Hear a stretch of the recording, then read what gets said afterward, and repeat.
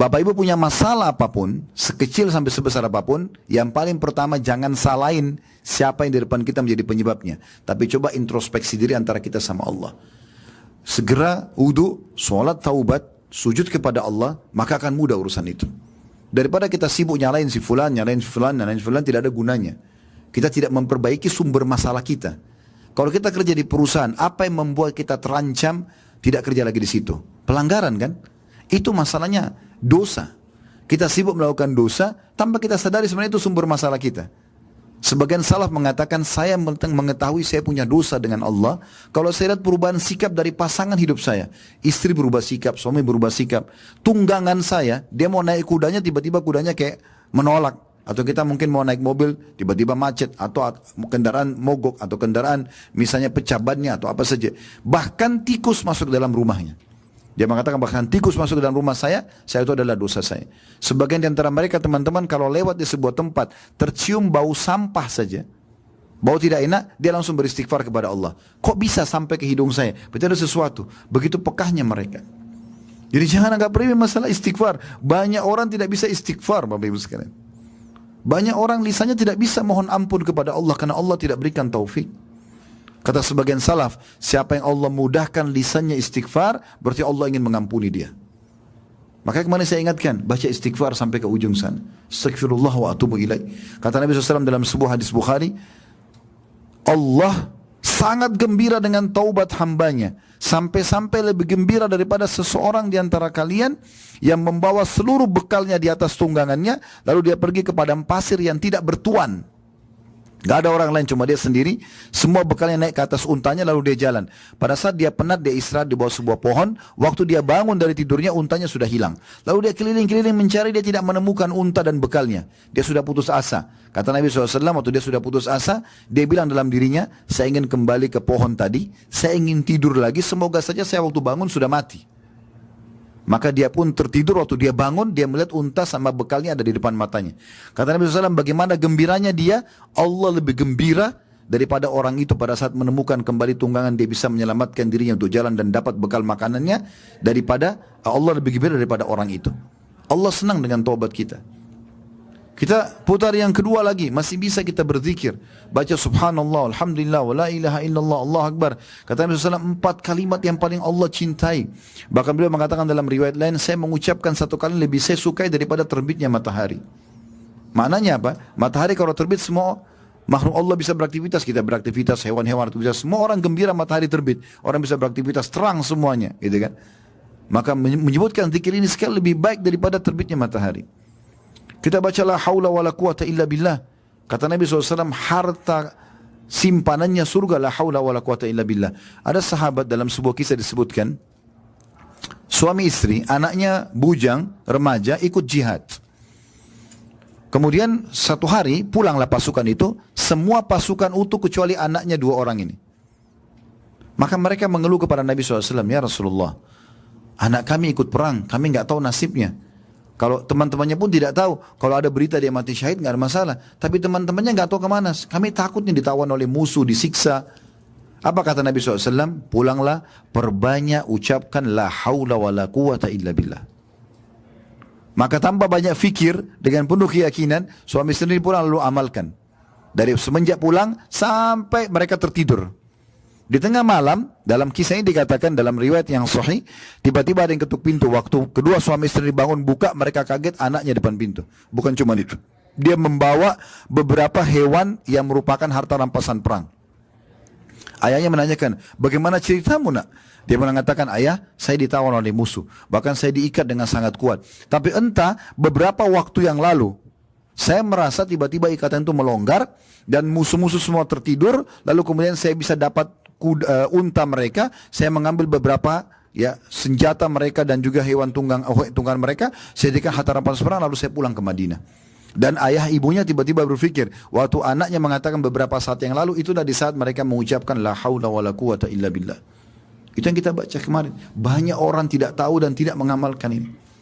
Kita membaca salawat kepada Nabi SAW, baca salawat Allahumma salli ala Muhammad, yang paling ringkas, bisa panjang. Kata Nabi SAW kepada seorang sahabat waktu dia bilang, ya Rasulullah, berapa waktu Yang saya lowongkan nih, kalau saya mau lowongkan waktu misalnya 1 jam nih saya mau berzikir. Berapa dari waktu itu saya lowongkan untuk baca salawat pada anda? Cukupkah seperempatnya? Kata Nabi SAW, bagus, tapi kalau kau lebihkan lebih bagus lagi. Dia bilang, ya Rasulullah, setengahnya. Kata Nabi SAW, bagus, tapi kalau kau lebihkan lebih bagus lagi. Dia mengatakan 2/3-nya ya Rasulullah. Artinya kalau 1 jam itu 2/3 saya salawat kepada anda. Kata Nabi SAW, bagus, kalau kau lebihkan lebih bagus lagi. Dia bilang, kalau gitu saya jadikan waktu yang saya luangkan semua salawat kepada anda. Kata Nabi SAW, kalau begitu dibersihkan semua dosamu. Dan kau akan diberikan rezeki dari tempat tidak disangka-sangka. Kemarin kita baca salawat, alhamdulillah. Berapa ratus langkah kita jalan membaca itu. Di Masjidil Haram, di musim haji lagi. Dan kita berada di 10 awal bulan Zulhijjah. Yang kata Nabi SAW, ma min ayyamin al-amalu salih fi ahabbu ila Allah min hadil ayyam ya'ni al-ashr. Tidak ada hari-hari sepanjang tahun, kata sebagian ulama, bahkan Ramadan pun 10 terakhirnya kalah dengan yang kita sekarang ini ada, 10 awal bulan Zulhijjah. Kata Nabi SAW, tidak ada hari-hari sepanjang tahun di mana semua jenis amal soleh wajib ataupun sunnah lebih Allah cintai dibandingkan dikerjakan di 10 awal bulan Zulhijjah. Dan kemarin kita umrah di 10 awal bulan Zulhijjah. Kita pun sekarang masih menunggu sambil ibadah 10 awal bulan Zulhijjah. Maka kata para sahabat, ya Rasulullah, walal jihadu fi sabilillah, wahai Rasulullah, jihad pun di jalan Allah, keluar meninggalkan keluarga, meninggalkan pekerjaan, bisa disiksa oleh musuh, bisa dibunuh. Sama itu juga belum bisa mengalahkan pahala amal yang dikerjakan di 10 awal bulan Zulhijjah walaupun sunnah. Makna hadisnya walaupun sunnah. Kata Nabi SAW, walal jihadu fisabilillah. Jihad pun di jalan Allah belum bisa mengalahkan amal-amal yang dikerjakan di 10 awal bulan Zulhijjah. Walaupun jihad. Illa rajulun kharaja binafsi wa mali wa lam yaji bidzalika bi syai'. Kecuali seseorang laki-laki yang keluar membawa seluruh hartanya, membawa jiwanya, dia punya 10 miliar dikeluarkan semua diinfakkan, kemudian dia pun mati syahid, dua-duanya habis, baru bisa menyamai amalan yang dikerjakan di 10 awal bulan Zulhijjah. Maka ini amal-amal yang mulia. Sudahkah kita syukuri semua ini teman-teman sekalian?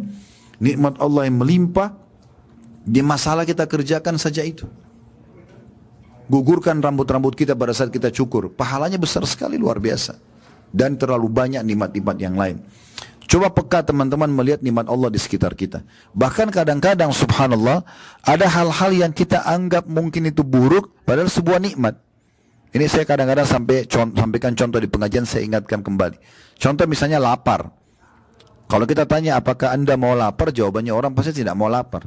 Tapi sudah paham gak teman-teman sekalian? Kalau tanpa lapar, gak enak makanan itu. Contoh misalnya kita sudah kenyang nih. Udah makan 2 piring, makanan udah kenyang. Kemudian kita dikasih lagi ayam bakar, dikasih lagi apalah jenis makanan yang paling kita suka. Kita gak mau makan lagi karena sudah kenyang. Tapi kalau kita lapar, nasi sama sambal saja enak. Berarti lapar itu bukan ajang untuk keluh kesah. Selalu kita bilang, aduh lapar. Kenapa aduh lapar? Alhamdulillah lapar. Karena lapar itu pintu untuk nikmatnya makan. Sama juga dengan haus. Dengan haus, tenggorokan kita kering, kita jadi nikmat sebenarnya. Karena nikmat jadi minum. Kalau kita minum, apalagi kalau kita lagi haus, kita minta misalnya air dingin. Itu kan beda. Dibandingkan kita lagi tidak haus, selalu ditawarkan mau minum apa Bapak Ibu, kita masih punya pilihan. Mau apa ya, panas atau dingin. Tapi kalau kita haus itu, ada kenikmatan tersendiri. Makanya Nabi SAW mengatakan, orang yang puasa 2 kegembiraan, dapat 2 kegembiraan, satu pada saat dia berbuka puasa, karena hilang dahaganya, gitu kan. Kemudian juga pada saat dia bertemu dengan Tuhannya. Begitu juga dengan capek misalnya, letih. Ini sebuah nikmat yang besar. Kalau kita dari pagi disuruh tidur Bapak Ibu sekalian, sampai malam kita tidur nih. Malam disuruh tidur lagi, apakah kita masih bisa tidur? Coba saya tanya. Kalau Bapak Ibu dari pagi disuruh tidur, sampai malam. Terus malam suruh tidur lagi, masih bisa tidur nggak malamnya? Hah? Mana ini, masih hidup nggak? Susah tidurnya ya, karena kita kan sudah tidur dari pagi sampai malam. Kita tidur dari jam 8 pagi sampai jam 6 sore. Terus kita jam 10 malam suruh tidur lagi, susah tidurnya, karena sudah banyak tidurnya. Tapi kalau kita dari pagi kerja, sampai maghrib, capek nih. Pas ngantuk tidur malam hari, capek. 2 jam aja sudah nikmatnya luar biasa. Berarti mulai sekarang Bapak Ibu kalau lapar, kalau haus, kalau capek bilangnya apa? Alhamdulillah. Bukan selalu aduh, ya. Keluhan terlalu banyak. Lihat orang yang masih di bawah kita. Jadi kita bisa bersyukur kepada Allah SWT. Kalau kita punya sepeda, jangan lihat orang yang punya motor, tidak akan bersyukur. Pasti kita akan selalu Ya kalau kita tidak bersyukur, tapi kita lihat orang yang masih jalan kaki. Kalau kita punya motor, jangan lihat orang yang pakai mobil, kita lihat orang yang pakai sepeda. Kalau kita punya mobil satu, jangan lihat orang yang punya mobil dua, kita lihat orang yang masih pakai motor. Begitu seterusnya. Kita tinggal di satu wilayah di Jakarta, misalnya itu di satu wilayah, jangan lihat orang yang lebih elit, lihat orang yang di bawah kita supaya kita bersyukur. Walaupun kita boleh dalam Islam punya ya ambisi positif, tanda kutip ya, punya semangat untuk mendapatkan lebih besar nikmat, tamak terhadap Allah boleh, tapi jangan sampai kita kufur nikmat. Karena tidak mungkin kita pindah ke nikmat setelahnya kecuali kita bersyukur. Syukur ini teman-teman harus diikuti dengan seluruh anggota badan ya, bukan hanya lisan saja, tapi dengan seluruh anggota badan. Dan yang paling bagus adalah kita bersyukur itu dengan menggunakan apa yang Allah berikan ini dalam ketaatan kepada Allah. Diberikan kesehatan untuk ibadah, diberikan harta untuk bersedekah, gitu kan? Apa saja kita lakukan untuk ibadah kepada Allah Subhanahu wa taala. Di situ puncak syukurnya seorang hamba. Kita bisa lihat bagaimana statement para ulama berhubungan dengan masalah syukur ini, ya. Ibnu Taimiyah rahimahullah mengatakan, "Asy-syukru yakunu bil qalbi wal lisani wal jawarih." Bersyukur itu dijalani dengan hati, dengan lisan dan juga dengan anggota badan. Walhamdu la yakunu illa bil lisan. Sementara memuji Allah digunakan lisan. Maksudnya aplikasi harus ada. Bukan cuma kita bilang alhamdulillah, tapi bentuk syukur kita adalah dengan kita ya praktekkan di lapangan. Contoh misal Bapak Ibu masuk ke satu restoran, cocok makanannya, kita rasa enak. Coba sebagai tanda syukur beli jenis makanan yang sama, porsi yang sama, berikan kepada tukang parkir, berikan kepada orang-orang susah. Kita beli pakaian, belikan pakaian yang sama, berikan kepada orang-orang yang mungkin dia tidak akan mungkin bisa membelinya misalnya. Maka itu bentuk syukur. Kemudian Ibnu Qayyim rahimahullah dalam kitab Tariq al-Hijrain di halaman 508 mengatakan, "Ats-tsana'u 'alan ni'ami wa mahabbatu wal 'amalu bi ta'ati." Memuji atas nikmat dan mencintai nikmat tersebut serta memanfaatkan nikmat dalam ketaatan. Ini makna syukur. Kata beliau, memuji atas nikmat, bilang alhamdulillah, dan mencintai nikmat itu. Melihat ini adalah sebuah hal yang besar. Jangan dikecil-kecilkan nikmat itu, ya. Dibesarkan dan memanfaatkan nikmat untuk ketaatan. Banyak orang begitu kan, kadang-kadang syaitan kelabui dia. Di saat dia belum mendapatkan, maka dia menggebu-gebu. Contoh misal dalam rumah tangga, kita hidup dalam rumah tangga misalnya. Sebelum menikah mungkin kita semangat untuk menikah dengan pasangan kita. Begitu kita sudah menikah, kita anggap itu sebuah nikmat yang kecil. Sehingga tidak pernah kita syukuri. Selalu saja ada keluh kesah dalam rumah tangganya. Padahal sebenarnya Allah sudah berikan kepada dia yang mungkin banyak laki-laki lain berharap menikah dengan istri kita, atau banyak perempuan lain berharap menikah dengan suami kita. Tapi Allah jadikan ini sebuah nikmat. Banyak orang tidak syukuri masalah itu. Sehingga selalu saja yang ada keluh kesah dalam hidupnya. Pada saat diberikan Allah SWT amanah anak. Mungkin sebelum punya anak berharap punya anak. Tapi begitu punya anak, anaknya dimarah-marahin, dipukul. Anak-anak bukan untuk dimarahin dan dipukul, untuk dididik. Kalau mereka salah, itu karena mereka belum faham. Dan saatnya di situ kita mengambil pahala, mencari pahala. Contoh saja, berapa banyak orang tua yang mengucapkan kata-kata yang tidak baik. Kamu nakal, kamu begini, ibu menyesal melahirkan kamu, ayah begini dan begitu. Kata Nabi SAW, jangan ucapkan perkataan buruk untuk diri kalian, keluarga kalian dan harta kalian, karena bisa saja berpapasan malaikat lewat dan mengaminkan, akhirnya terjadi. Ya, daripada kita bilang kamu nakal, lebih baik kita mengatakan semoga Allah berikan kau hidayah nak. Misal. Lalu kita meluruskan kesalahan dia gitu. Kemudian Ibnu Qayyim juga menekankan ada rukun-rukun syukur itu sendiri. Yang pertama beliau mengatakan mengakui nikmat itu berasal dari Allah, sekecil apapun. Ya. Kemudian yang kedua memuji Allah atas nikmat tersebut, alhamdulillah. Lalu yang ketiga meminta tolong untuk menggapai ridha Allah dengan memanfaatkan nikmat di atas ketaatan. Jadi selalu kembali kepada ketaatan. Rezeki itu pada saat seorang hamba sedang melimpah padanya rezeki dan dia sedang dalam keadaan ketaatan, ini berarti rezeki yang baik. Rezeki yang baik. Dan kalau dia punya harapan untuk mencapai sebuah rezeki lalu belum diberikan, dia tinggal introspeksi diri. Mungkin ada masalah dosa yang dia lakukan. Karena kata Nabi SAW dalam hadis riwayat Ibnu Majah nomor 4022, "Wa innar rajula la yahrumur rizqa bidzambi yusibu." Sesungguhnya seseorang itu bisa terhalang dari rezekinya karena dosa yang dia lakukan. Sehingga kalau dia beristighfar kepada Allah, bertobat, bisa kembali rezeki tersebut. Sebaliknya, kalau seandainya rezeki melimpah pada ahli maksiat dan sudah tegak padanya hujjah, maksudnya sudah sempat dijelaskan hukum-hukum agama pada dia, ini nggak boleh, jangan buat dosa, jangan mabuk, jangan zina, jangan ini, jangan itu, tapi dia tetap melakukannya, maka itu berarti tadarruj, tahapan siksaan.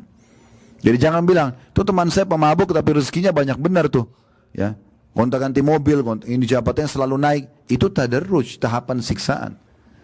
Saya tertarik dengan statement salah satu sahabat sekaligus guru kami, Syekh Ziyad Hafidahullah di Jordan. Beliau doktor di beliau pakar hadis di Jordan.